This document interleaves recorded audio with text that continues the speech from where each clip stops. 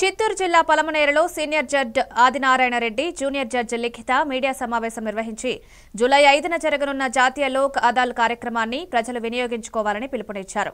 వేల కొద్దీ జమకుండా ఉన్న భూతగాతాలు, క్రిమినల్ కేసుల వంటి వివాదాల పరిష్కారానికి ఈ కార్యక్రమం మంచి అవకాశమని తెలిపారు. ఇలాంటి కేసులున్నవారు అవకాశాన్ని కోల్పోకుండా తగిన లబ్ధి పొందాలని తెలిపారు. 7/2025 నేషనల్ లోక్ అదాలత్ దేశవ్యాప్తంగా జరుగుతుంది.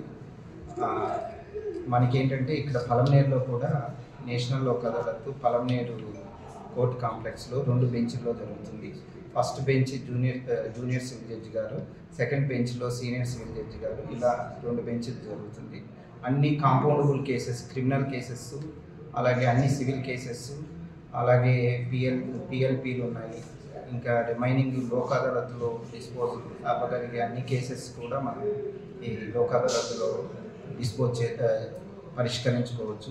ముఖ్యంగా ఏంటంటే కోర్సులో ఎక్కువ పెండెన్సీ కారణంగా ఏంటంటే మనకి మీ అందరికీ తెలిసి ఎక్కువ కొంచెం అది పరిష్కరించుకునే దానికి కొంచెం కాలయాపన జరుగుతుంది. Because of so many reasons. మనకి లోక్ అదాలత్ వల్ల ఏంటంటే ఒక సెటిల్మెంట్, బోత్ పార్టీస్ ఒక సెటిల్మెంట్కి వచ్చారనుకోండి, ఒక అవార్డు రూపంలో ఇవ్వడం జరుగుతుంది. లోక్ అదాలత్లో ఒక అవార్డు రూపంలో ఇవ్వడం జరుగుతుంది.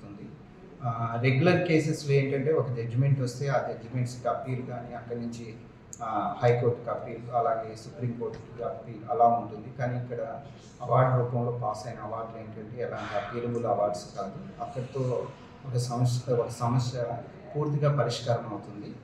సో దాని మీద ఏంటంటే 2 పార్టీల అంగీకారం ఉండడం వల్ల ఏంటంటే అది ఎగ్జిక్యూటబుల్ అవార్డుగా తయారవుతుంది. ఎందుకంటే వాళ్ళు 2 పార్టీలు అంగీకరిస్తేనే ఒక అవార్డు రూపంలో మనం పాస్ చేస్తున్నాము.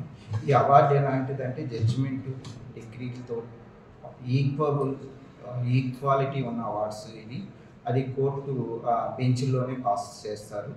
సో కొన్ని కాంపౌండబుల్ క్రిమినల్ కేసెస్ ఏవైతే ఉన్నాయో అలాంటి కేసెస్ అంతా కూడా మనకి లోక్ అదాలత్లో ఎవరైతే విక్టిమ్స్ ఉన్నారో వాళ్ళ ద్వారా మనం పరిష్కరించుకోవచ్చు.